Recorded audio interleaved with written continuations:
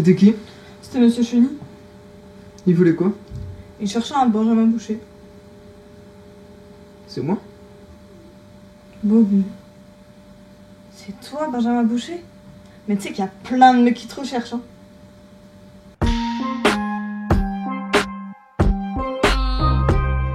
Putain, mais les gens au ciné-club qui ont des baskets lumineuses. Le film va commencer. Tu peux éteindre tes baskets, s'il te plaît? C'est pour ça que je suis toujours en chaussures de sécu. Eh Serge, tu peux nous parler de la fois où t'as sauvé un avion d'un crash? J'avais croisé un pote, c'était à Cergy-Pontoise, et puis on s'est dit, viens, on va dans les catacombes.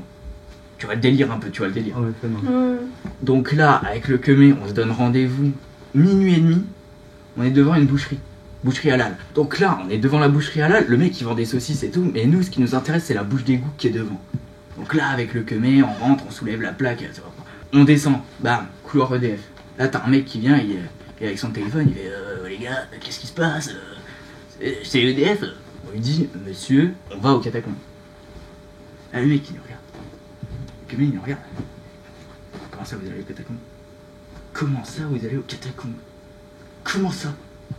J'ai fait, monsieur, on va dans les catacombes et c'est pas vous qui allez nous en empêcher. Alors le mec, il est interloqué, c'est la première fois qu'on lui parlait comme ça. Du coup, on force le passage, on se retrouve dans les catacombes. Et alors, faut savoir que tout ce qu'on raconte, c'est des conneries. Faut pas croire, les frères. Il n'y a pas d'ossements dans les catacombes. C'est que des crocodiles. Des putains d'alligators, mon pote. Et les alligators, ils sont gros comme as. Et en plus, ils parlent araméen.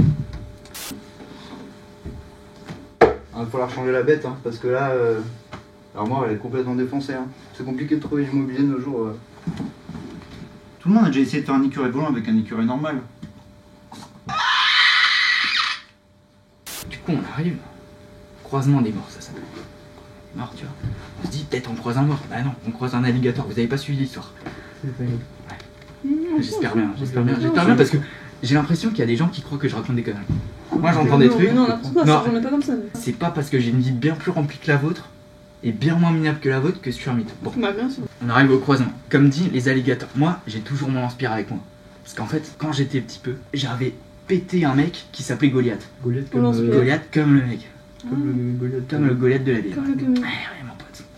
Je vous ai jamais raconté parce que bon, c'est un peu mineur dans ma vie. Sauf que j'ai pas de pierre, les gars. Comment on fait quand on n'a pas de pierre et qu'on est comme ça face à un alligator? Je vous rappelle, il est grand, mais au moins comme ça. Il fait tout le salon. 10 mètres carrés, hein. 10 mètres carrés l'alligator. Stéphane Plaza, il voit l'alligator, il se dit putain les gars, on peut faire une chambre, on peut meubler ça.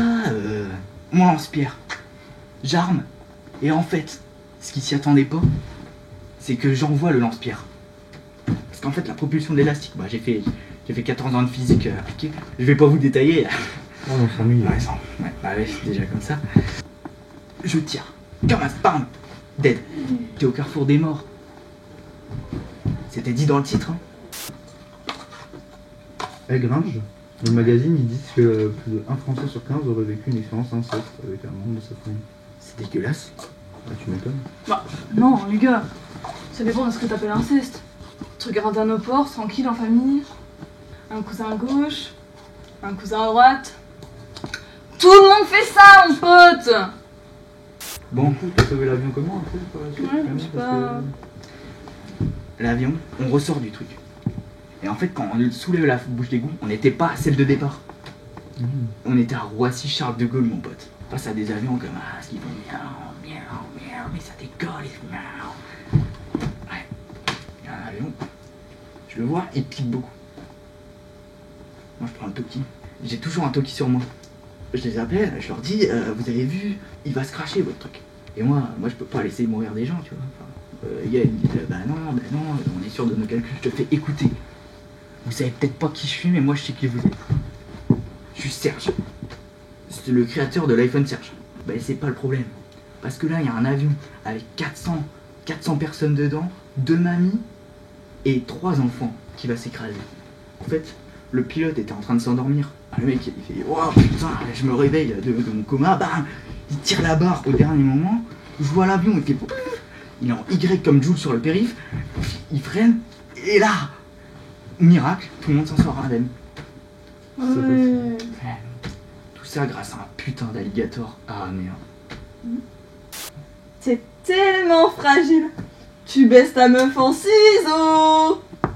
Tout le monde fait ça, mon pote. Okay.